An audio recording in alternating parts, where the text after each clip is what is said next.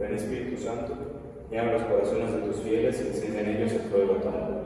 Envía tu Espíritu y serán creadas todas las cosas.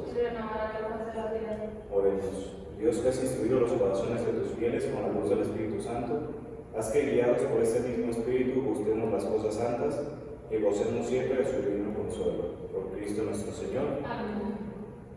Santa María, Sede de la Eterna Sabiduría. Ruega por nosotros. San Ignacio de Loyola. Ruega por nosotros. San Miguel Arcángel, príncipe de la milicia celestial. Protege a la Santa Iglesia Católica. En nombre del Padre, y del Hijo y del Espíritu Santo.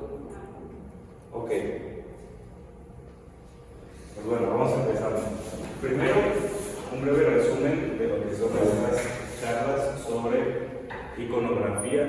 En la parte 1 vimos brevemente qué es un icono, es decir, de esta forma de representar las imágenes sagradas, su razón de ser, su razón de tener como cierto estilo, ciertos elementos que significan los colores, las formas, los gestos con los que se representa un icono y cuál es su propósito, porque al saber qué es, pues sabemos qué propósito tiene, que es el apoyarnos en la oración, en la meditación, en la contemplación. Son imágenes sagradas, sacramentales, que representan a Jesucristo y a los santos. Después vimos un poco de la historia de la iconografía, como desde los primeros siglos, en las catacumbas, especialmente de Roma, ya vemos la presencia del uso de imágenes en la liturgia y de su uso para veneración y para recordarnos la presencia de Dios, de la Virgen María y de los santos.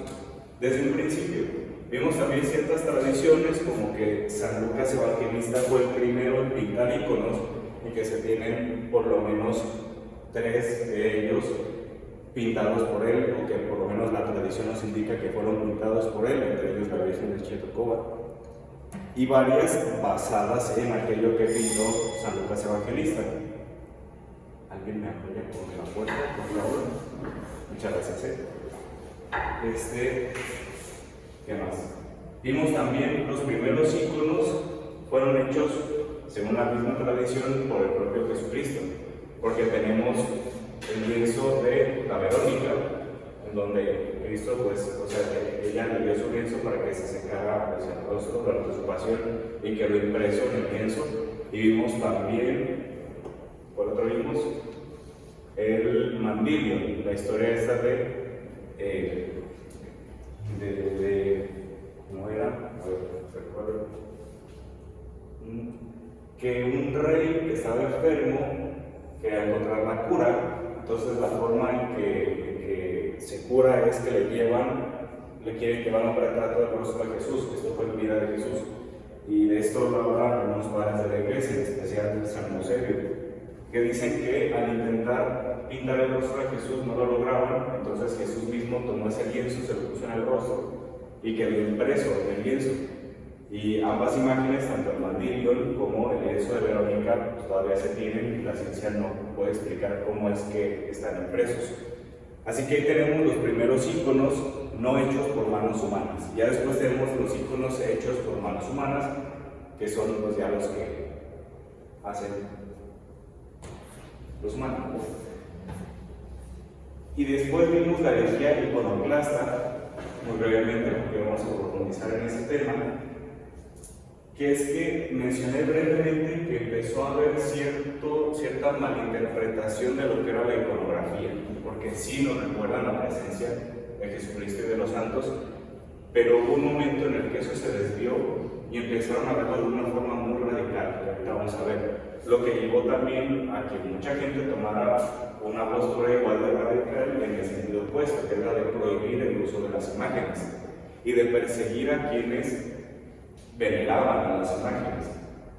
Y finalmente vimos cómo leer un ícono, porque un ícono no es meramente una obra de arte, sino que tiene un sentido pedagógico. Un ícono nos enseña algo, se lee por sus colores, por las inscripciones que contiene, por la escena que está representando, y muchas veces tiene el contexto del interior de un templo, por la secuencia que lleva, que te van contando la historia de la salvación. En esta parte 2 vamos a profundizar en la querella de las imágenes, que tiene que ver con la herejía iconoclasta, el uso del icono en la liturgia, y en especial dentro de lo que es un recinto sagrado, de lo que es un templo, de lo que es una catedral, etc. Vamos a ver la figura del iconógrafo, es decir, quien se dedica pintar los íconos y a su vez cómo se hace un ícono y algunos mitos que existen sobre la elaboración de los íconos. Y finalmente la historia o la explicación detrás de los íconos más famosos. Para empezar, retomando un poco, ¿cuál de estos dos es el ícono? La derecha. El de este lado. Ok, de acuerdo, muy bien. La querella de las imágenes. Primero que nada, ¿qué es una querella? Es un proceso judicial en el cual un particular ejerce una acción penal y se vuelve parte del proceso penal. Tenemos por un lado una denuncia, que es tú viste algo o tú sufriste algo, vas y lo denuncias, pero en una querella, además de tú denunciar eso que está sucediendo, te involucras en el proceso judicial, te vuelves parte de ese proceso. No nada más das el aviso de que algo sucedió, no nada más das el aviso de que algo sucedió, sino que te involucras. ¿Y qué fue lo que ocurrió? Que durante la herejía iconoclasta que proponía que no se puede venerar las imágenes sagradas, principalmente porque decía que era imposible representar la divinidad de Jesucristo, solo se puede representar su humanidad, lo cual se consideraba una herejía a su vez porque no puedes separar su humanidad de su divinidad, surgieron los iconoclastas. ¿Sí? ¿Puedes retrasar un poquito para tomar la nota? ¿Ah, esto? Sí.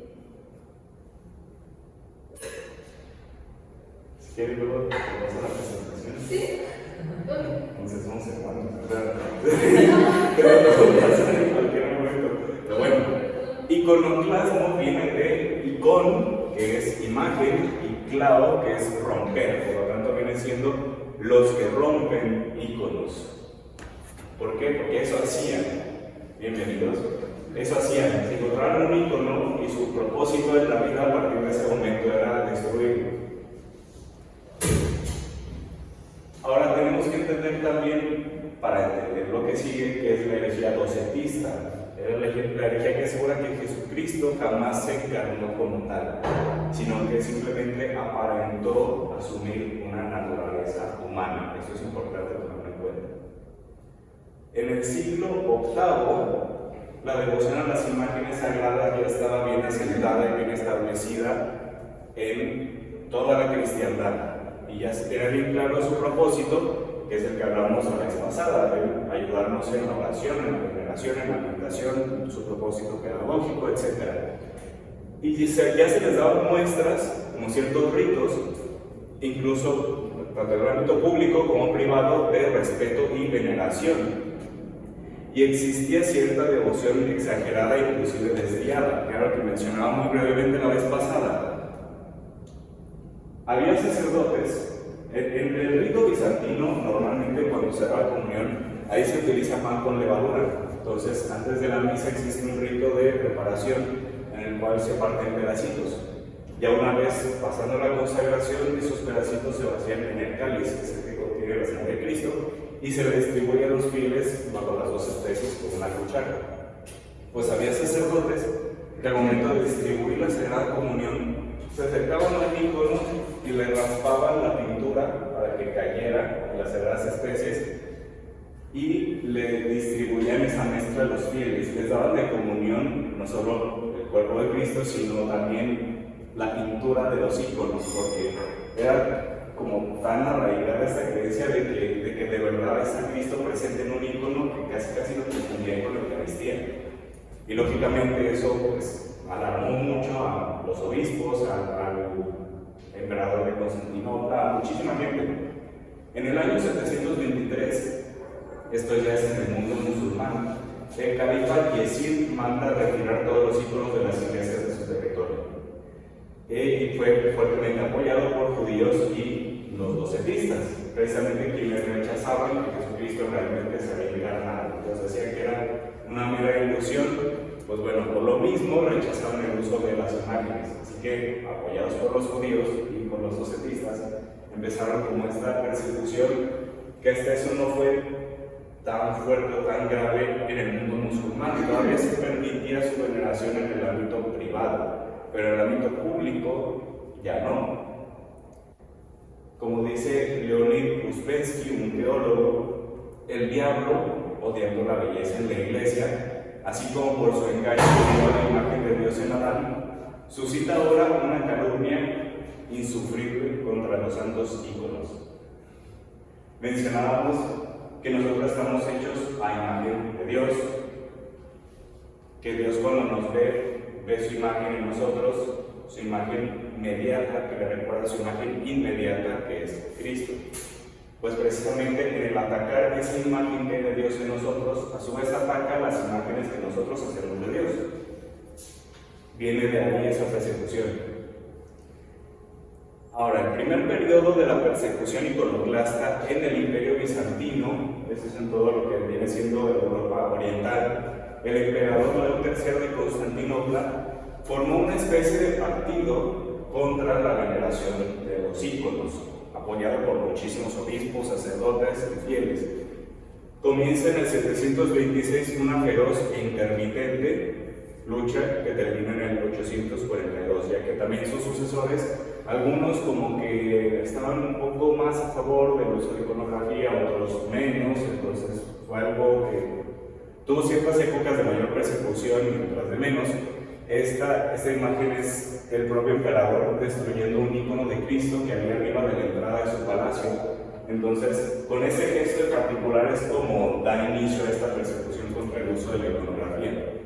Y él argumentaba que era imposible retratar la naturaleza divina y declaró que los íconos son ídolos según señalan las Sagradas Escrituras. Y es que, adelante. Bueno. Y es que, pues sí, si estaba esta visión errónea de que ahí está físicamente Cristo y que podemos comulgar un ícono, pues por supuesto que lo estamos viendo de una forma pues muy errónea y muy idólatra. ¿Sí? No sé qué vas a entender de cosas. ¿Usted puede hacer una corrección? Sí. Es una falta de ortografía, por favor. Todo, ¿verdad? Bueno, no pasa nada. Sí, pasa. Bueno, este mismo emperador León III intentó convencer al patriarca de Constantinopla, San Germán, claramente no lo convenció porque es santo, y al Papa Gregorio II de unirse a esta persecución iconoclasta.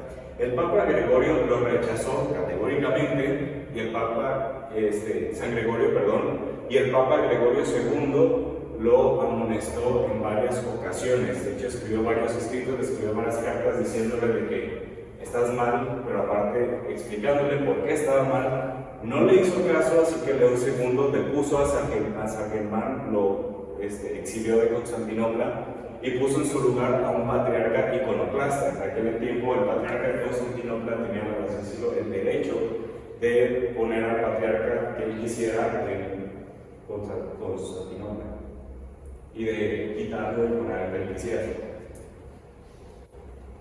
Curiosamente, los patriarcados bajo dominio musulmán, o sea, todo lo que venía siendo Alejandría, Jerusalén, Antioquía, no sufrieron esta feroz persecución, tanto como en Constantinopla.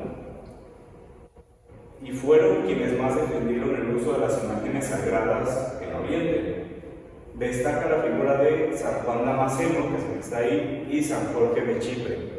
Y San Juan Damasceno tiene muchísimos escritos sobre el uso de la iconografía y su justificación y cómo eso no contradice las Sagradas Escrituras, en especial los 10 mandamientos.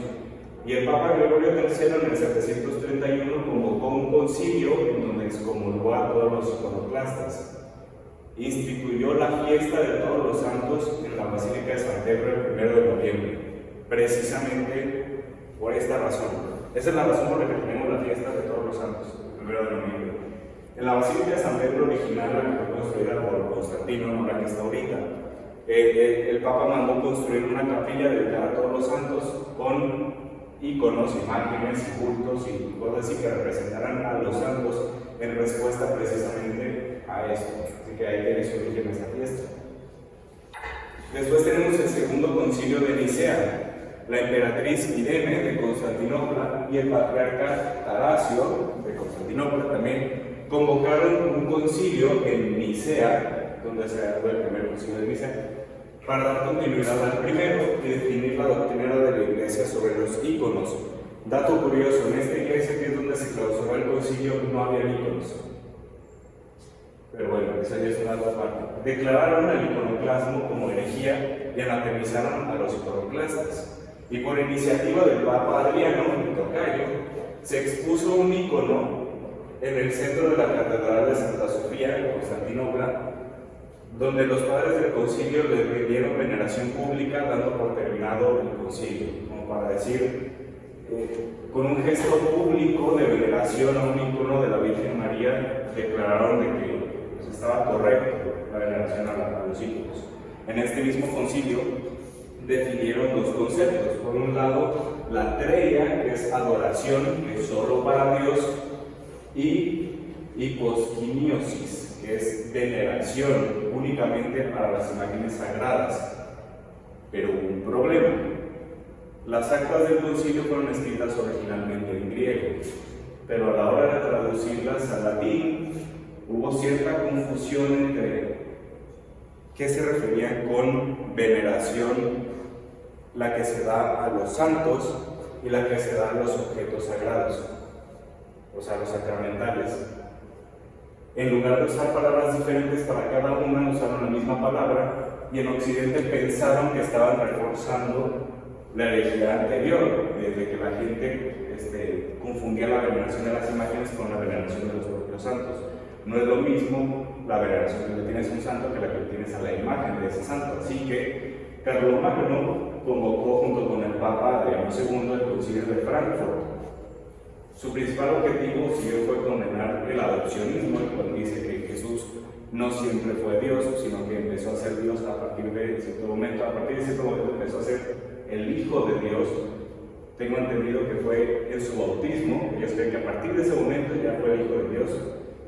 El principal objetivo de este concilio fue condenar el adopcionismo, pero también se condenó la llamada iconodulia, que había estado presente, según esto, en el concilio segundo de Nicea. Pero esta iconodulia se debía a un malentendido de los términos por su deficiente traducción al latín de las actas del concilio. Y el propio Papa Adriano II estuvo como un poquito en desacuerdo con este concilio, con sus resoluciones, pero una vez viendo cuál era el problema de origen, dijo, bueno, está bien que hagamos esta distinción, esta declaración, al final no contradice lo que dice el concilio segundo de Nicea, pero sí especifica más la distinción entre la veneración dirigida a los santos y a Dios y la veneración dirigida hacia los sacramentales, que es lo mismo.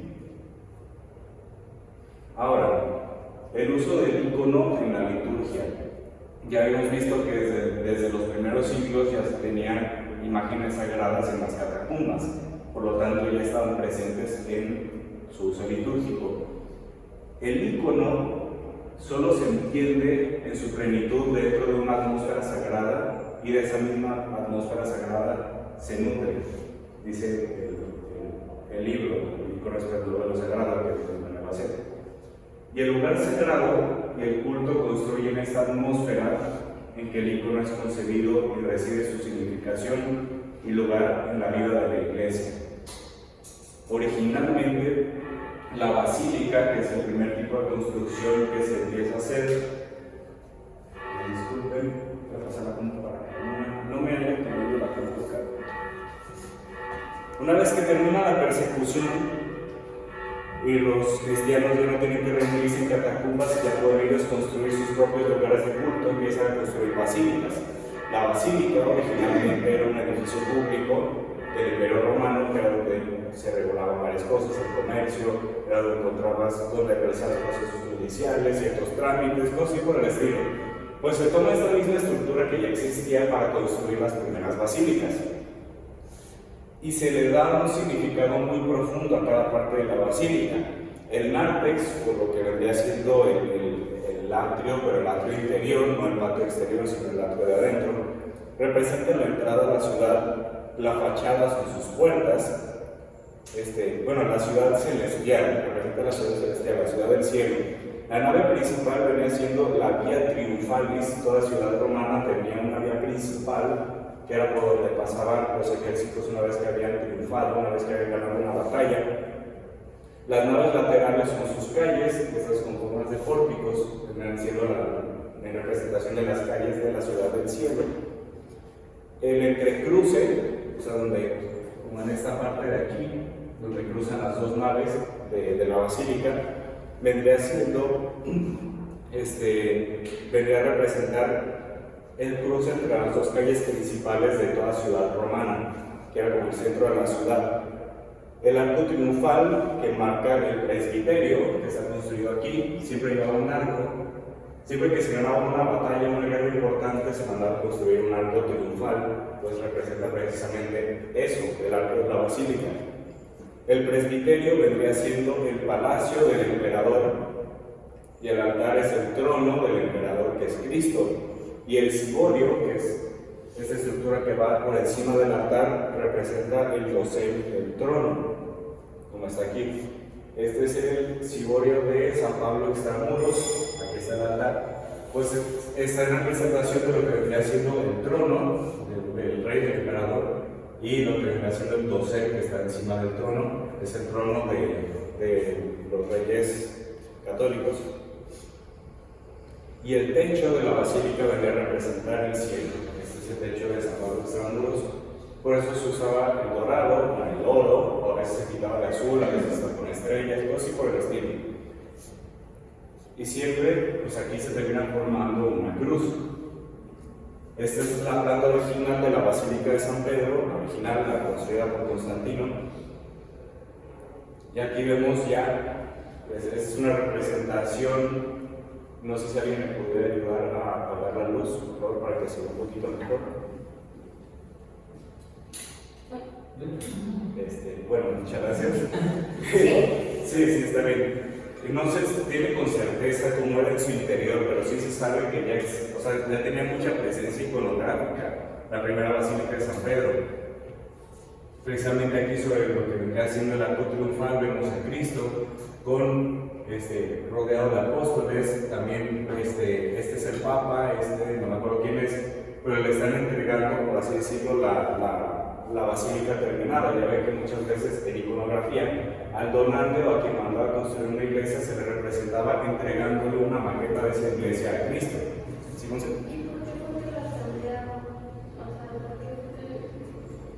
¿Que construyeron la actual? Porque esta era muy pequeña.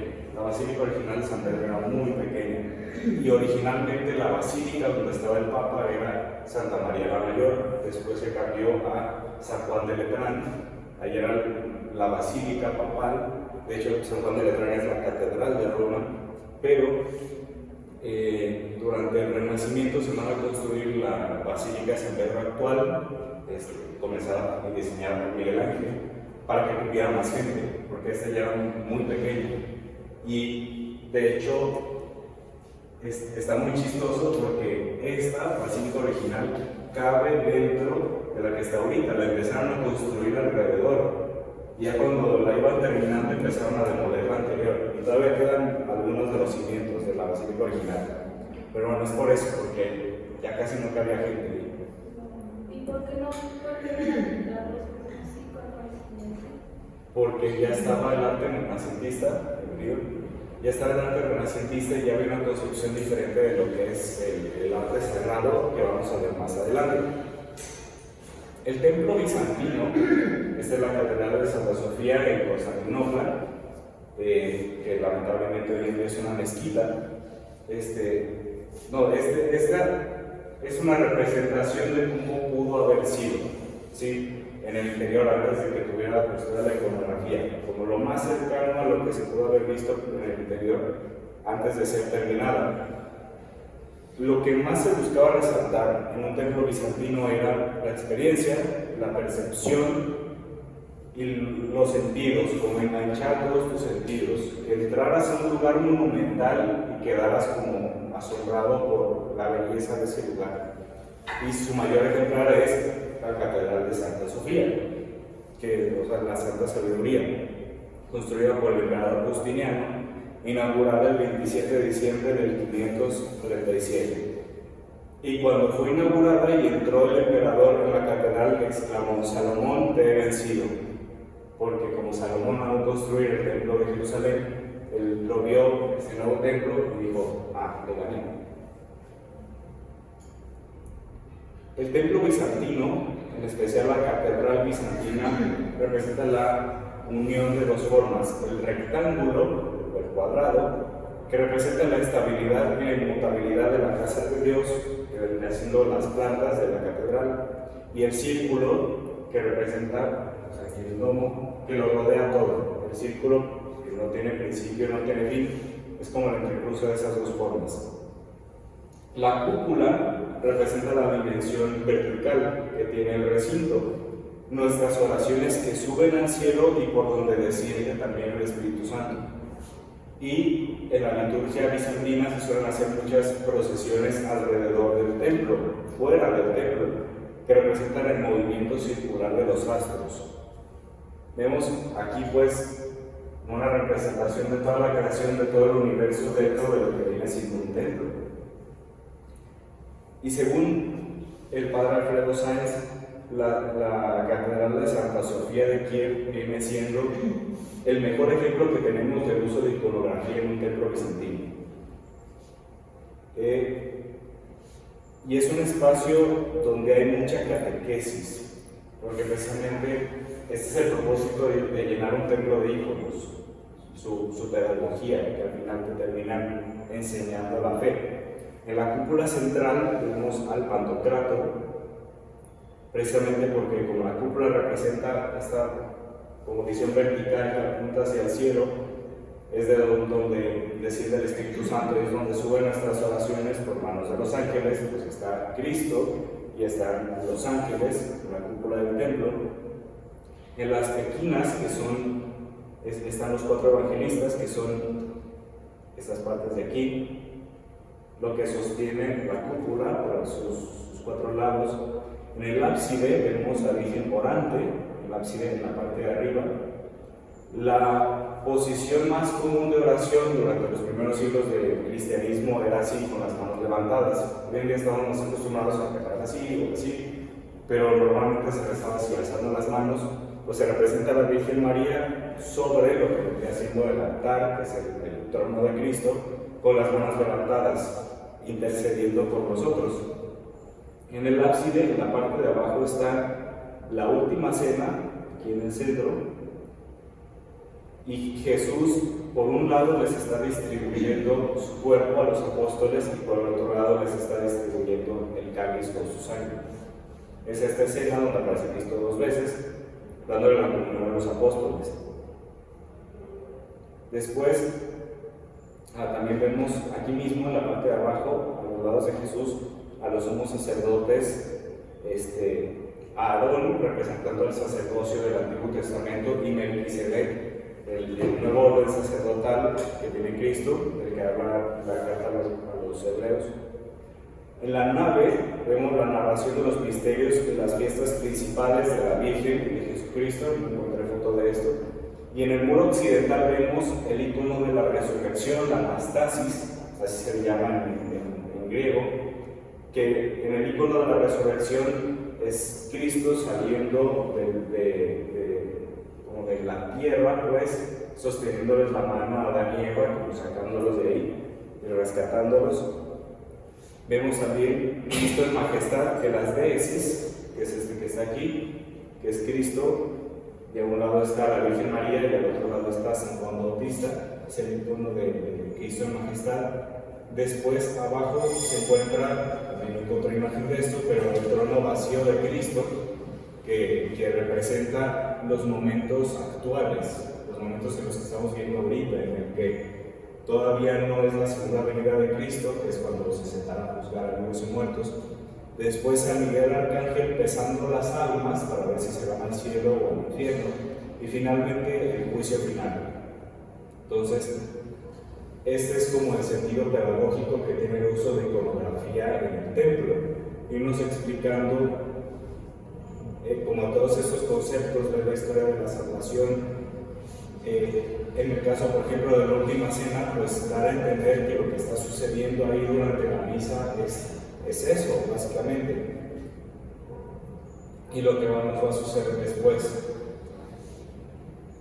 El iconostasio es básicamente una pared que divide la nave donde están los fieles del presbiterio, que es donde está el clero.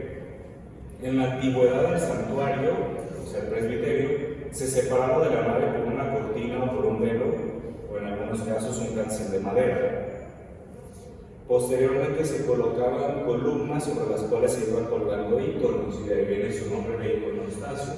Y terminó creándose toda una estructura que aísla por completo el santuario de los fieles. O sea, si tú estás aquí en misa, tú no ves qué está pasando detrás, tú no ves la consagración, tú no ves nada de lo que están haciendo los sacerdotes ahí atrás en el presbiterio. Y el acomodo de los íconos del iconostasio hoy en día es mucho más riguroso de lo que era antes. Este es un ejemplo.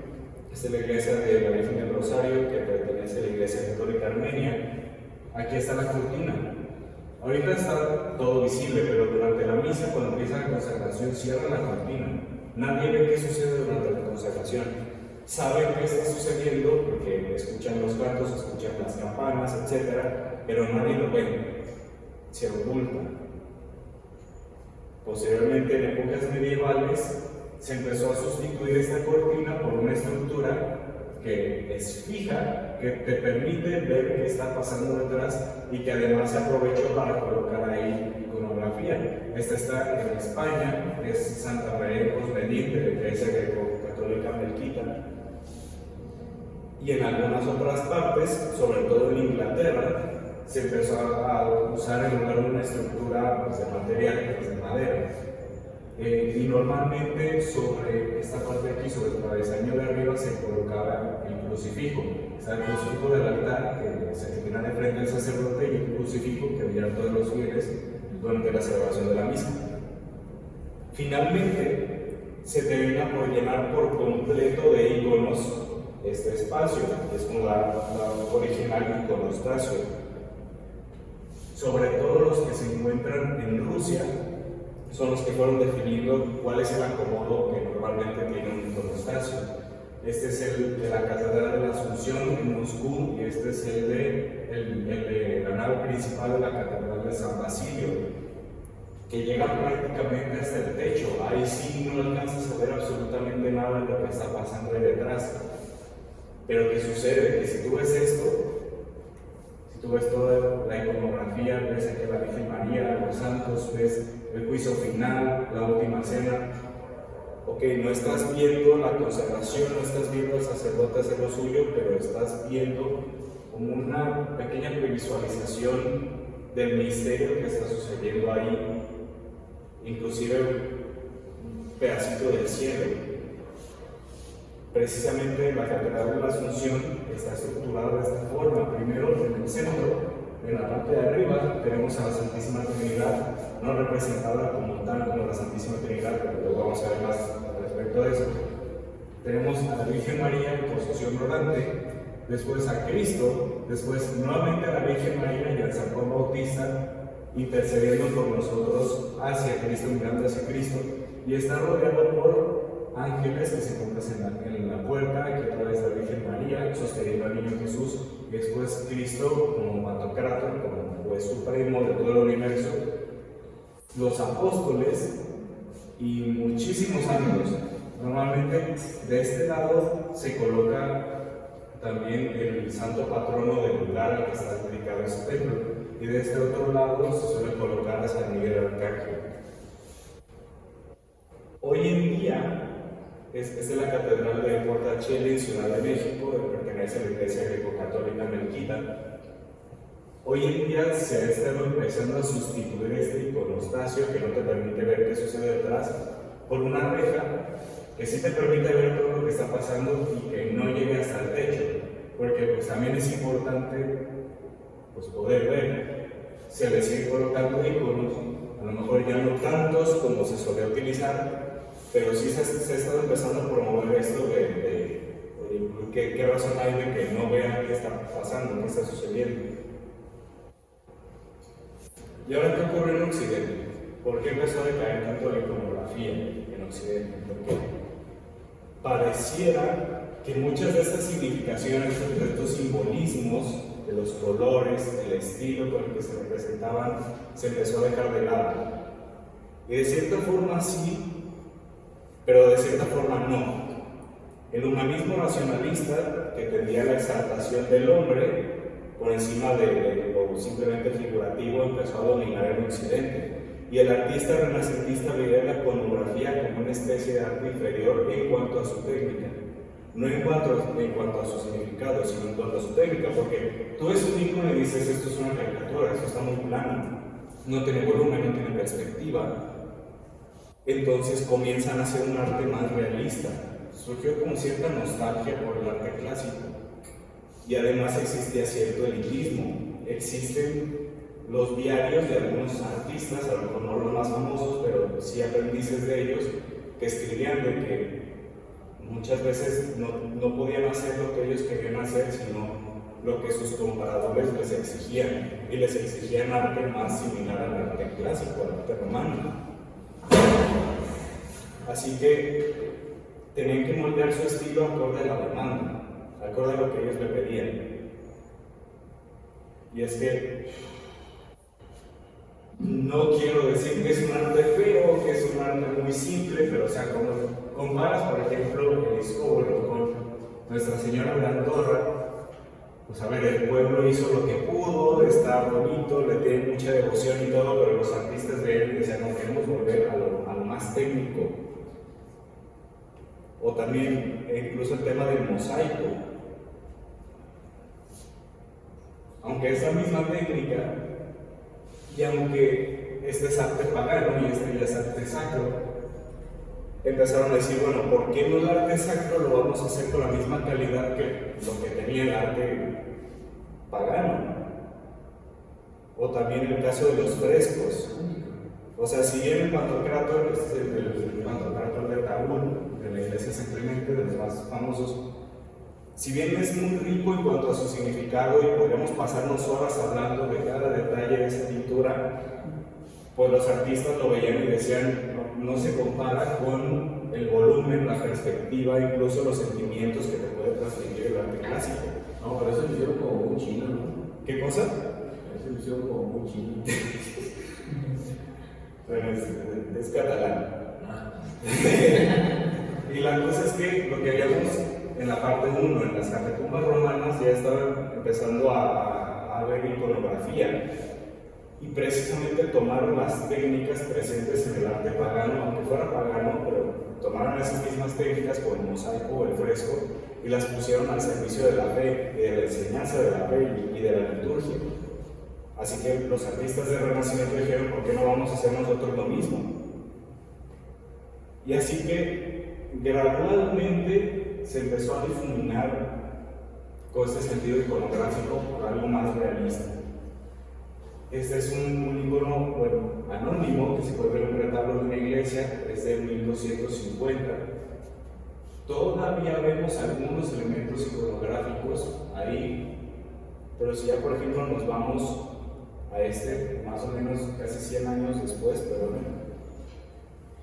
todavía se mantienen ciertas cosas, el uso de los colores, el acomodo, como está la Virgen del Niño, San Juan Bautista, que normalmente se coloca a aquel lado, los gestos, las inscripciones se siguen manteniendo, pero ya hay un poco más de volumen, ya no se respeta tanto el acomodo que tradicionalmente se le daba a la iconografía.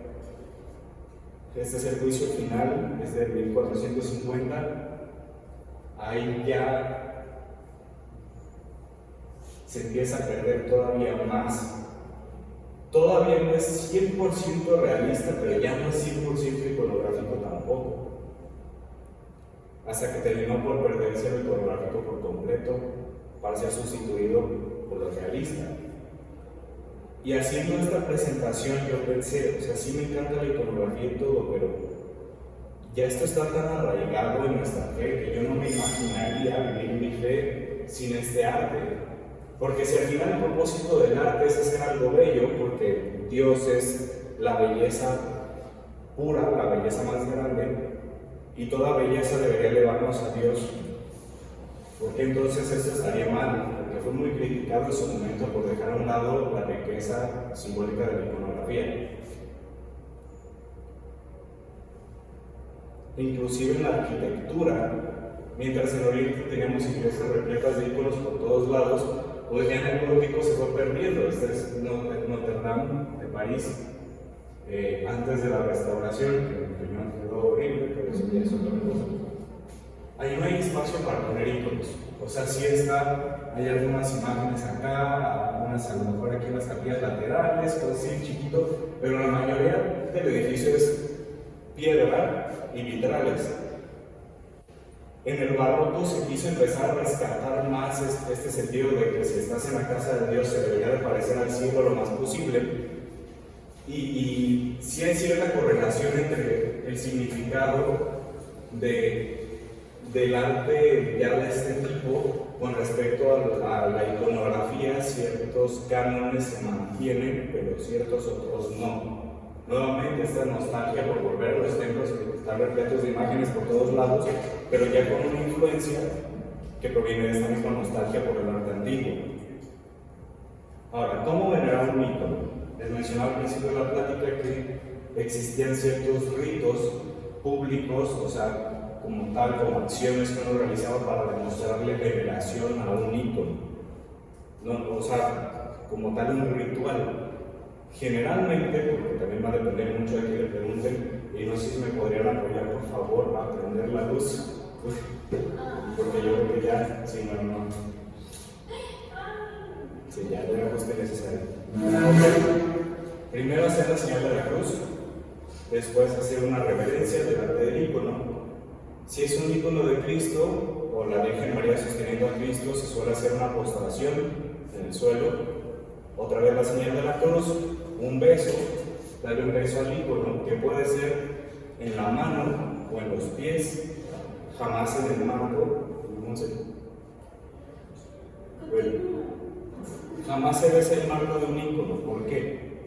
Porque cuando surge la herejía iconoclasta, normalmente los templos de Oriente suelen tener como este tipo de cosas, pues, donde ponen un ícono para su veneración pública.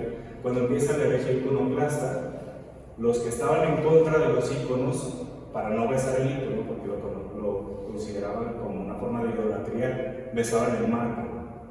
Así que se considera una falta de respeto. Y después, si es un ícono de solo el rostro de Cristo, también hay algunos santos que solo se representa el rostro, como San Juan Bautista, que se representa su rostro decapitado. El beso se le da en la mejilla, en la barba o en el cabello. Esto es como una regla general, según el templo al que vayan, ya sea del rito bizantino. A veces les van a decir algunas cosas, a veces otras, a veces les van a decir que a Cristo no se le da beso en la mejilla.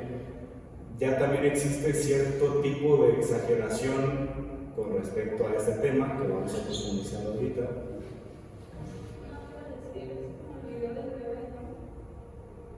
Al video del bebé dándole un beso a un ícono, no se lo muestra. El iconógrafo, que es aquel que se dedica a elaborar los íconos. Como les decía, un ícono no se pinta, se escribe, porque tiene un sentido pedagógico, que viene de grafos, que es escribir.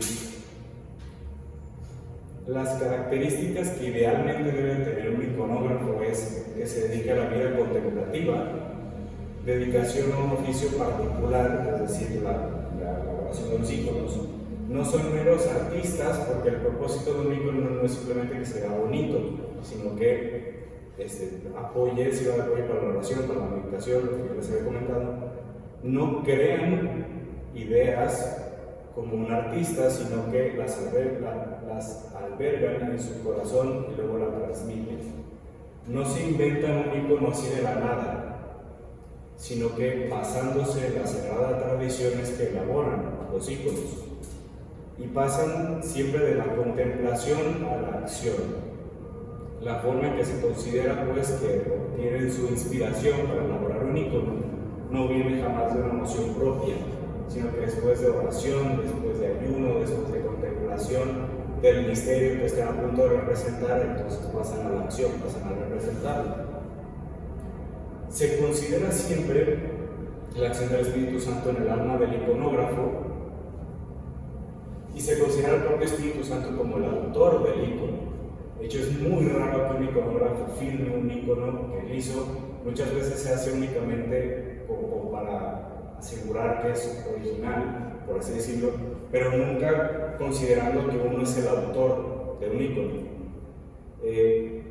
Muchas veces se tiene como cierta urgencia del artista por plasmar lo que ha contemplado por parte del iconógrafo, y por eso también muchas veces los iconos no son tan elaborados. El arte sacro imita la creación de Dios, porque un lienzo en blanco, o sea, una vez que el iconógrafo tiene el lienzo, una vez que lo ha preparado, hay cierta preparación que se le da, y empieza a pintar, está imitando la creación de Dios, que creó todo de la nada. Porque si Dios nos creó a su imagen, nosotros también somos capaces de transmitir esa imagen a todo lo que nosotros elaboramos. Y como dice Jeremías, como está el barro en manos del alfarero, así estáis vosotros en mi mano. Es esta idea también, que nosotros también podemos transmitir la imagen de Dios como Él nos la ha transmitido a nosotros al momento de crearnos. Las virtudes del iconógrafo consagrado, no necesariamente religioso, pues, pero sí se le dice que vive en la transfiguración del Señor. Existe cierta tradición dentro del mundo bizantino llamado el esicasmo, que consiste en una muy estricta vida de santidad, lo que vendría siendo una forma de vida ascética para nosotros. Ellos tienen una forma de vida que es el esicasmo, que es vivir en una constante contemplación de Cristo en su misterio de la transfiguración. Es un tema muy amplio, pero básicamente es eso: la humildad. No buscar la riqueza ni el placer visual con su arte, sino la devoción de muchos. O sea, estar en un lugar público que sirva para la fe de muchas personas. No enriquecerse y no hacer simplemente algo que, qué bonito, sino que tenga un propósito más profundo. El anonimato, que esto es opcional, pero es lo ideal, que nadie sepa quién hizo un ícono. La renuncia a sí mismo, y como dice San Basilio, el ayuno de los ojos. Es decir, abstenernos a lo mejor un poco de hacer algo demasiado bello, demasiado elaborado, con tal de lograr el fin, que es la apreciación, la devoción, el amor y el celo apostólico que se transmite a través de los iconos. Por lo tanto, el iconógrafo debe de tener tanto una vida de santidad como un gran talento artístico, porque aunque sean más simples que el arte clásico, sigue siendo algo muy difícil y que requiere mucha técnica.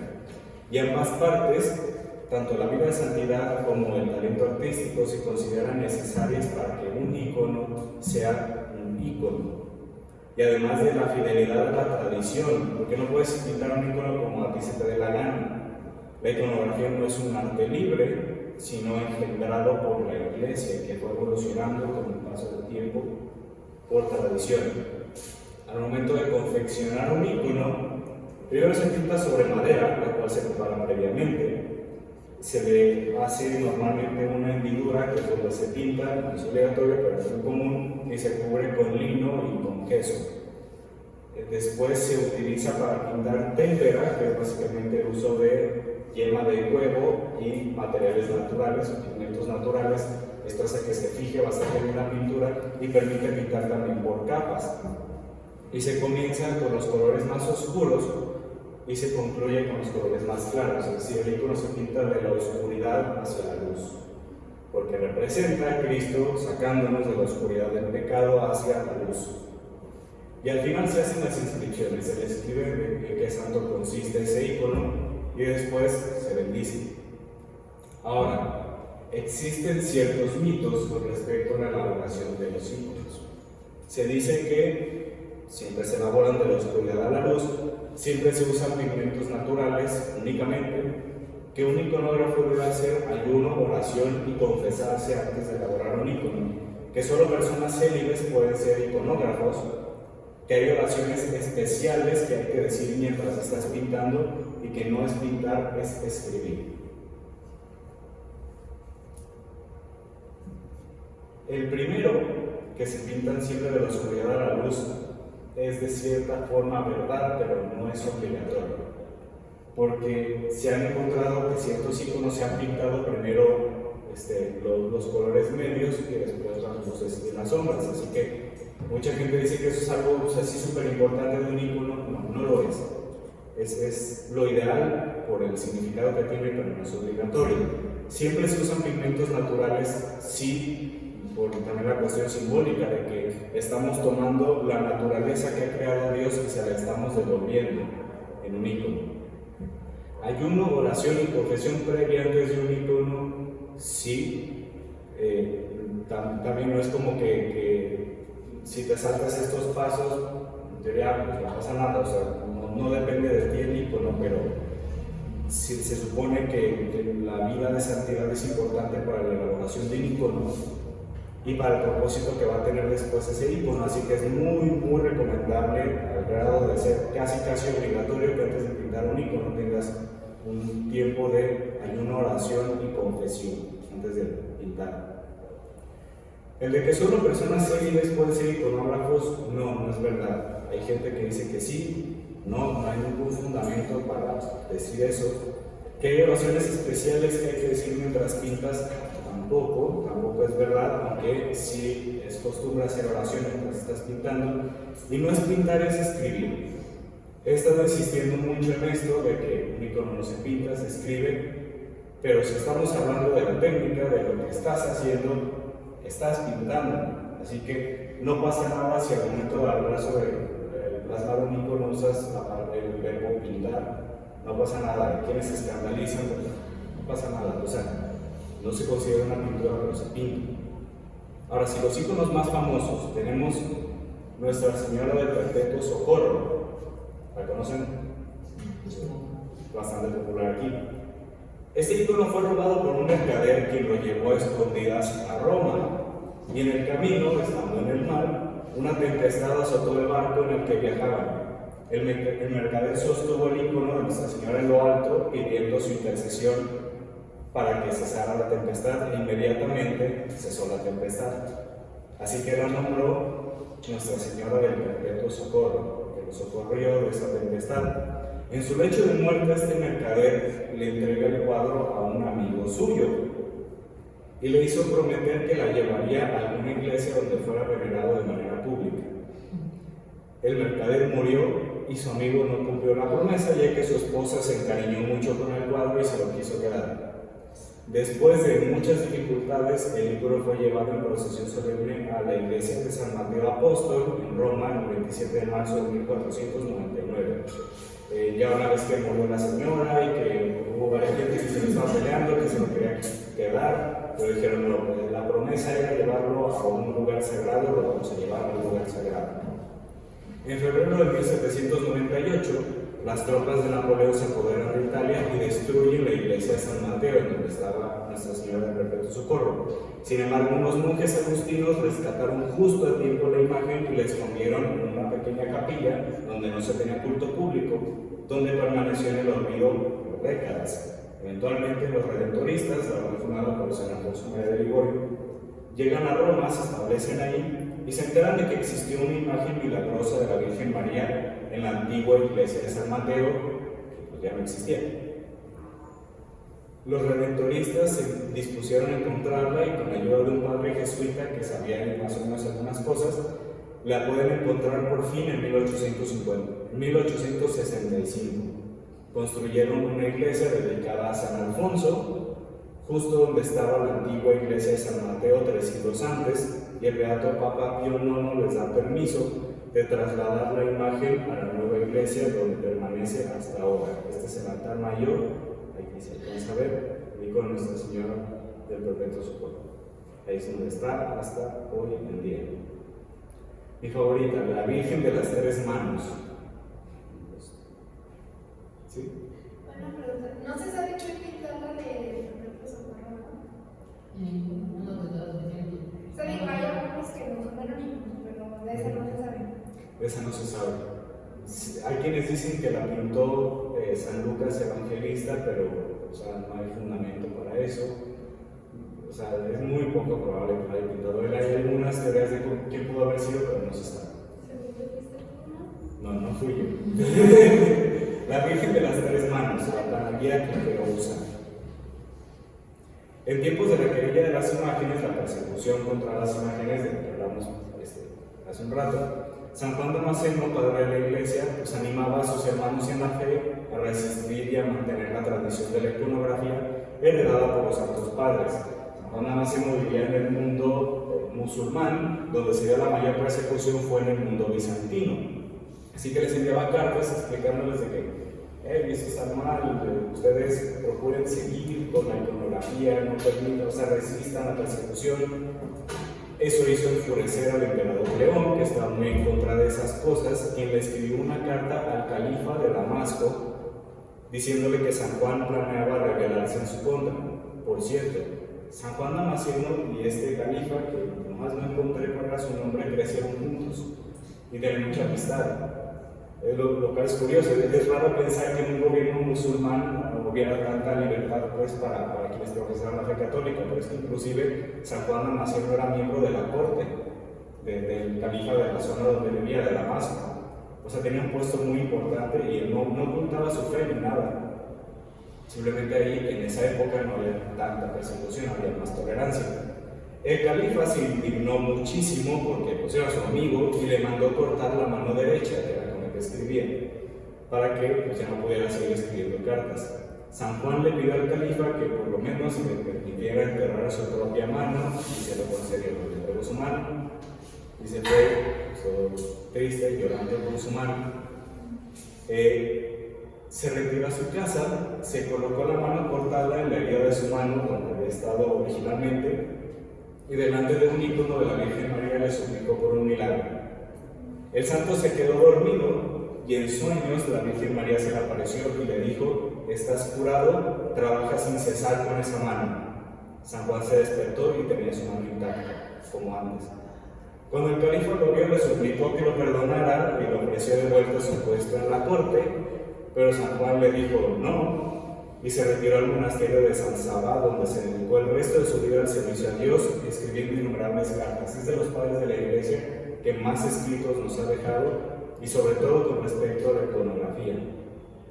El santo se llevó al monasterio el ícono de la Virgen María ante el cual había rezado, y le colocó una mano hecha de plata simbolizando su mano cortada, se la añadió pues. El ícono fue trasladado a Serbia, protegido por el arzobispo San Sabá, que curiosamente tenía el mismo nombre que aquel a quien estaba dedicado el monasterio. Más tarde, para protegerlo de una guerra en Serbia, se ató el ícono a un burro porque se iba a llevar a otro lugar.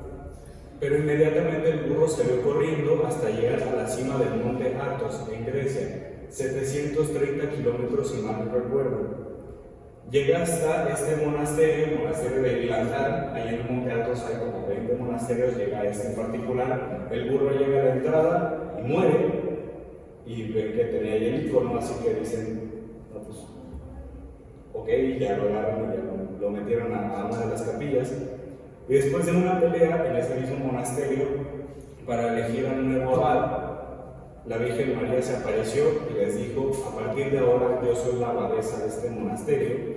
Y en ese instante, este mismo ícono que se encontraba sobre el altar mayor del templo se trasladó por aire hasta llegar a la oficina del abad del monasterio donde pertenece hasta hoy en día. Y hasta hoy en día este monasterio no tiene un abad. Siempre que hay que tomar una decisión importante, van a la oficina del abad donde no hay abad, solo está el ícono de la Virgen María, a rezarle hasta que llegan a una conclusión. Eso es hasta hoy en día está ahí ese ícono que es este de aquí. Aquí está la mano de plata colocada por San Juan Damasceno. Y actualmente se suele representar a esa tercera mano como propia de la Virgen. Y hay diferentes explicaciones para esto. La más probable es que fue por una equivocación, pero ya después se le sacaron como distintas conclusiones. La más común y la que más me gusta a mí es que simboliza su cuidado maternal con nosotros y que ella toma parte en nuestro dolor y nunca deja de socorrernos. Ahora sí, la Virgen de Chetopó. Pintada según la tradición por San Lucas en una tabla de ciprés que tomó de la casa de la Sagrada Familia, probablemente del taller de San José, en el año 67. Y durante la guerra iconoclasta en Jerusalén, donde hubo mucha persecución, se decidió llevarla a Opole, que está en lo que hoy en día viene siendo Polonia. La imagen llegó a la ciudad de Chetocóbal el 6 de agosto de 1382, donde pasó la noche en una capilla. La idea era que pasara la noche y al día siguiente continuara el viaje hacia Opole. Al día siguiente subieron el carro para llevarla a su destino, pero los caballos se negaron a avanzar. Así que se decidió dejarla ahí en Chetocóbal. En 1644 se terminó su santuario, donde permanece hasta hoy en día, y es donde está sobre el altar mayor del santuario. Ahora bien, la Virgen de Chetocóbal tiene dos cicatrices. Ah, sí, no, esa era la Virgen que el Papa Juan Pablo II, como que era muy genial. Sí, pues es la más venerada en Polonia. Entonces, pues, siendo de Polonia, le tenía muchísimo cariño. Ella tiene dos cicatrices aquí en el rostro. El 16 de abril de 1430, unos asaltantes husitas, ¿saben quiénes eran los husitas? Era una herejía. Básicamente ellos fueron protestantes antes de los protestantes. Martín Lutero, digamos, no fue muy original en cuanto a sus ideas, las sacó de un sacerdote llamado Jan Hus, que inició una rebelión en contra del gobierno y en contra de la iglesia mucho tiempo antes de que Martín Lutero hiciera su reforma, entre comillas su reforma. Él terminó muriendo en la hoguera, Jan Hus, pero había mucha gente que muy apegada a sus ideas y al final de ahí tomó varias cosas Martín Lutero. La cosa es que los husitas eran violentos, ellos atacaban a la gente, pues, sobre todo a la iglesia, físicamente a las personas. Ellos robaron la imagen del santuario, asesinando a casi todos los monjes que ahí vivían. Subieron a sus caballos para huir, pero estos se negaron a moverse, como pasó con el carruaje. Así que, de puro coraje, arrojaron el ícono al piso y del impacto se rompió en 3 pedazos. Uno de los asaltantes tomó su espada y le hizo 2 cortes en el rostro a la Virgen, que son los que están ahí. Pero, estando a punto de dar un tercer corte, empezó a temblar y cayó muerto al piso. Los demás huyeron y los monjes que sobrevivieron rescataron la imagen.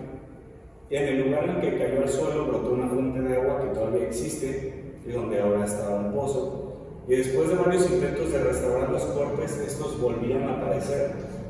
O sea, pudieron unir los 3 pedazos, intentaron restaurar ahí los cortes, pero volvían a salir. Así que dijeron, ya vamos a dejarla así como está, la Virgen quiere estar así, así que por eso está así, por eso tiene sus cortes. La hospitalidad de Abraham.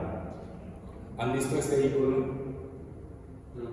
¿Saben qué es lo que representa? Bueno, cuando Abraham estaba sentado afuera de su tienda, llegan 3 personas, entonces él entiende que era como la visita de Dios y los atiende y ya es que le predice que va a ser papá y todo eso. Ok, bueno, no es eso, no te creas. Muchos lo llaman la Santísima Trinidad, pero no es como tal la Santísima Trinidad, es precisamente eso que dice Nati. El autor, sí se sabe, su autor es Andrei Rublev, lo pintó en el siglo XIV, y representa a los 3 ángeles que visitaron a Abraham y Sara, precisamente. Cada ángel representa una de las personas de la Santísima Trinidad, o más bien aspectos de cada una de las personas de la Santísima Trinidad, no como tal a las personas, pero bueno, la imagen está ahí. Porque varios padres de la iglesia veían en este gesto de los 3 ángeles una prefiguración, o más bien una especie de representación, una especie de pista de que somos 3 en el Antiguo Testamento y que ya después se le ven a conocer como tal. El Padre, que vendría siendo el ángel que está aquí, tiene vestimenta azul y dorada. Azul porque es el color de la divinidad, pero está cubierta con una vestida dorada que es el color de la realeza. Pero a su vez el azul alcanza a brillar a través del dorado, representando que su divinidad es tan fuerte que nada la puede opacar, pero a su vez nadie lo puede ver, nadie ha visto al Padre, por eso está pintado de esta forma. El Hijo de rojo y azul, porque son el color de la humanidad, no, al revés, la humanidad por su sangre, el azul por la divinidad, y tiene esta franja de aquí, que era propia de la vestimenta de los reyes del Imperio Bizantino. El Espíritu Santo, que vendrá siendo el ángel que está a la derecha, está vestido de azul y verde, como veíamos en la parte 1, el verde es el color que representa la sabiduría y por lo tanto el Espíritu Santo, y pues el azul que representa la divinidad. Y están teniendo una conversación. Entonces, el Espíritu Santo voltea a ver, pues están mirando hacia donde está el Hijo, y el Hijo no, el Hijo está mirando al Padre. El Padre es el que dirige la conversación, los demás lo están escuchando. Representa, por así decirlo, el momento en el cual están planeando de qué forma van a salvar a la humanidad. Ahora bien, en cuanto a otros detalles que existen en este icono, el árbol que está aquí atrás es el árbol de la vida. Entonces, según esta misma narrativa, pues están decidiendo tomarlo de su madera hacer la cruz, que después nos terminaría redimiendo. La montaña representa la muerte, porque representa la tierra. Y ambos están inclinados hacia donde está el Padre. La ciudad celestial del cielo, que es esta casa que está aquí, en las casas también de la Europa oriental de aquel entonces, solían tener una habitación en la parte de arriba como una especie de balcón que era por donde entraba la luz. ¿Por qué? Porque aquí está la luz, que es Dios. El cáliz de la salvación está presente también en este ícono, porque como de lo que están platicando es cómo nos van a redimir. Nos van a redimir a través de lo siguiente. Primero, se encuentra un cáliz que está aquí en la mesa, en el altar, que es el más obvio, pero también a los pies del Padre y del Espíritu Santo se forma una figura de cáliz. Pero además, hay un cáliz formado por el propio Padre y el Espíritu Santo, que es de esta forma que está así. ¿Quién está dentro de ese cáliz? Digo, que haya a la entrada de ese cáliz un relicario que representa el martirio, porque este es un altar, porque como está aquí el cáliz, este es un altar.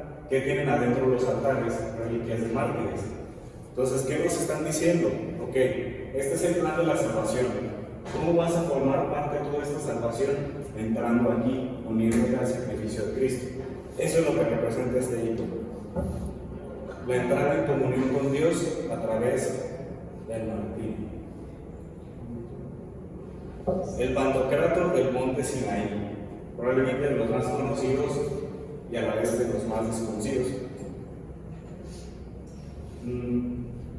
Muchos dicen de manera, digamos, parcial, porque sí y no, que un lado representa la humanidad de Cristo y el otro lado representa su divinidad. Si los vemos juntos, a lo mejor no se alcanza a distinguir tanto como esta diferencia, pero cuando ya los miras así por separados, sí se ven radicalmente distintos. Este así muy brillante, muy así, y el otro muy sombrío.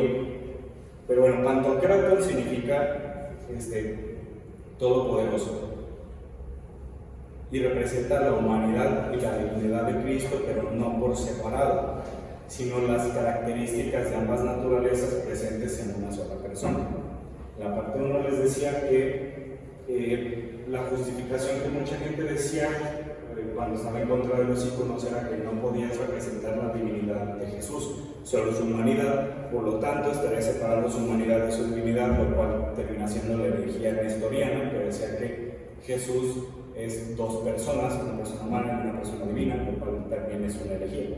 Pero bueno, para no complicar mucho las cosas, no pretende representar mitad y mitad, o una naturaleza y la otra, sino cómo las características de las dos naturalezas conviven en una sola persona.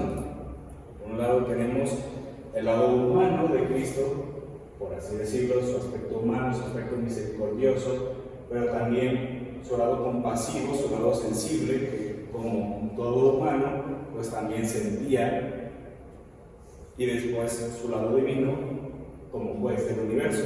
Por eso tiene ahí el libro.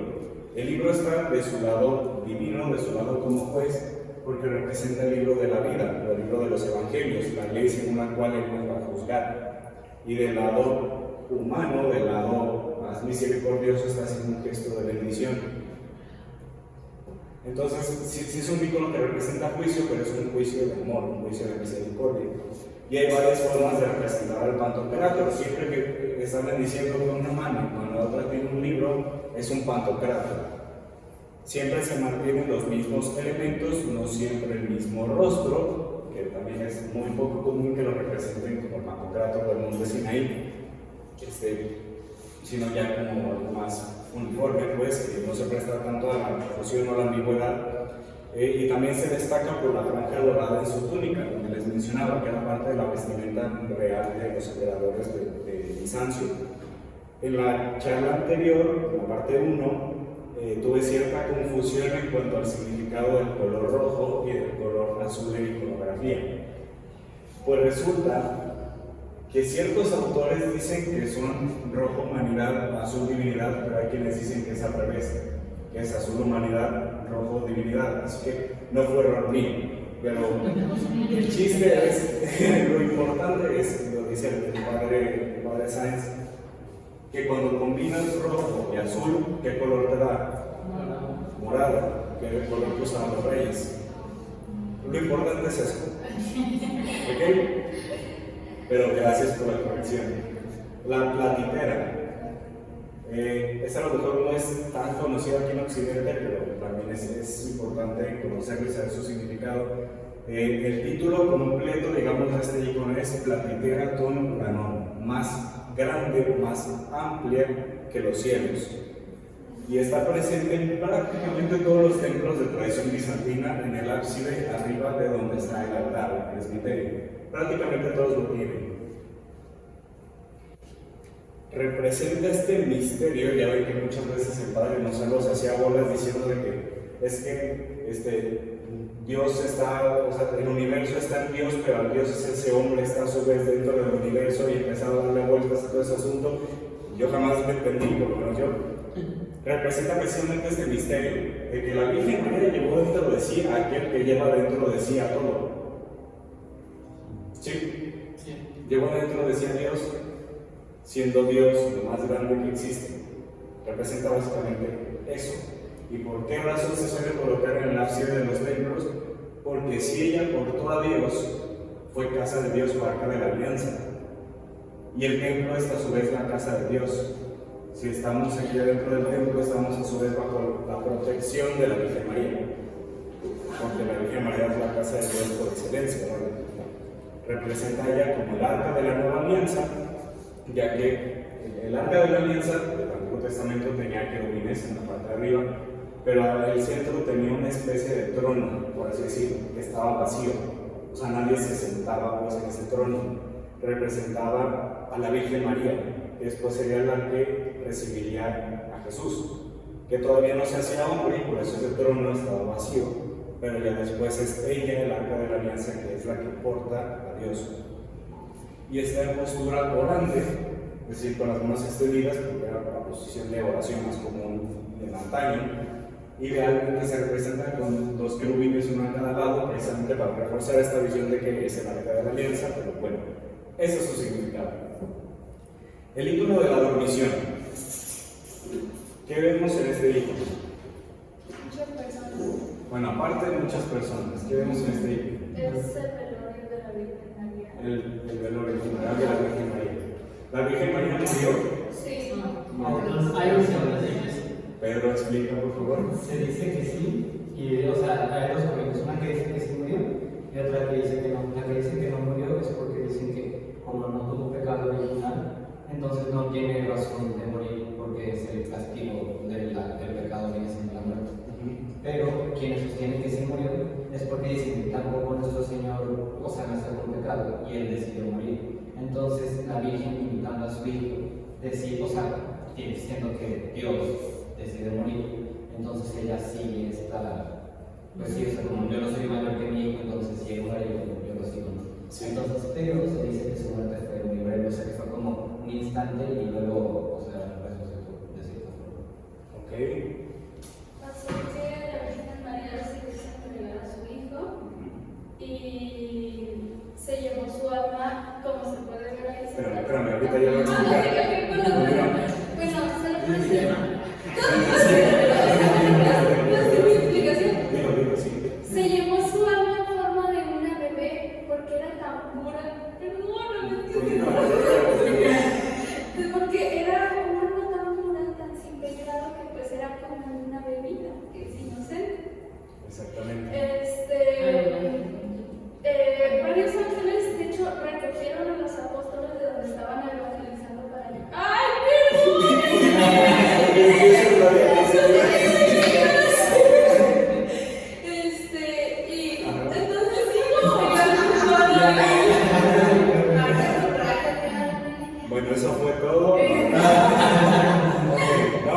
contrario, muchas gracias, muchas gracias. Muy buena explicación, los dos. La Constitución Apostólica Munificentissimus Deus, con la cual Pío XII proclama el dogma de la Asunción, es muy larga, pero justo en el centro incluye una cita del Papa Adriano II, mi tocayo, que habla explícitamente sobre este acontecimiento. Y dice: en este día en el que conmemoramos el que la Virgen María murió sin sufrir las humillaciones de la muerte, algo así dice. Así que lo dice de forma implícita así el Papa, porque no se quiere meter en problemas con quienes defienden la postura de que no murió. Pero todos los padres de la Iglesia dicen que sí, que ella murió. Santo Tomás de Aquino hace cierta referencia de que es como cierta justificación, cierto jiu-jitsu teológico, diciendo por qué si a pesar de las consecuencias del pecado sí pudo haber muerto y cómo eso no contradice, que no sé qué. O sea, es la visión más tradicional, por así decirlo. Incluso muchos autores, hasta tiempos muy recientes, hablan de manera muy natural sobre la muerte de la Virgen María. Pero bueno, esto representa eso, básicamente, es el velorio de la Virgen María. Y es muy rico en cuanto a significado. Es el funeral de la Virgen María descrito por San Juan Damasceno, que platica esto, que llevaron su cuerpo en procesión, colgado por los apóstoles, bajo Jesús, tomó su alma, que era como el alma de una bebé, tan pura que era, para llevársela al cielo. Y si bien la Virgen llevó a Jesús en sus brazos, esto representa que pues siempre fue Jesús quien la sostuvo a ella y quien la exaltó sobre cualquier otra criatura. Y así como la Virgen María trajo a Jesús a la tierra, Jesús se la lleva ahora al cielo. Además, cuenta la historia, una narrada por San Juan Damasceno, que un sacerdote judío, molesto al ver tanta veneración hacia la Virgen María, hacia su cuerpo, pues corrió para empujarla al suelo, que es el que está aquí. Y estando a punto de tocarla, baja un ángel y le corta las manos. Entonces se entendió que así como nadie impuro podía tocar el arca de la alianza, en el Antiguo Testamento, nadie impuro podía tocar a la Madre de Dios, que es el arca de la Nueva Alianza. Entonces narra el mismo San Juan Damasceno que San Pedro toma sus manos y lo curó. Así como Jesús le curó su oreja al criado del sumo sacerdote que le cortó el mismo San Pedro, ahora San Pedro toma sus manos, lo cura y más adelante fue bautizado, ese sacerdote que se convirtió. Eso es lo que representa. Y ahora bien, lo que mencionaba Monse de los ángeles, se suele representar a los apóstoles siendo llevados por ángeles a ver a la Virgen María, que son los que están aquí. No siempre están en este icono, pero es muy común que se represente, porque cuenta la tradición del mismo San Juan Damasceno que el apóstol Santo Tomás llegó tarde. Todos los apóstoles fueron llevados así por ángeles, menos Santo Tomás. Y aquí vemos a 12, porque está incluido San Pablo. Si vemos la cronología más o menos de los hechos que ocurrieron, si estaban los 11 que quedaron originalmente, llegó San Pablo, después fue el martirio de Santiago el Mayor. Entonces hay 12, pero es porque en lugar de Santo Tomás está San Pablo.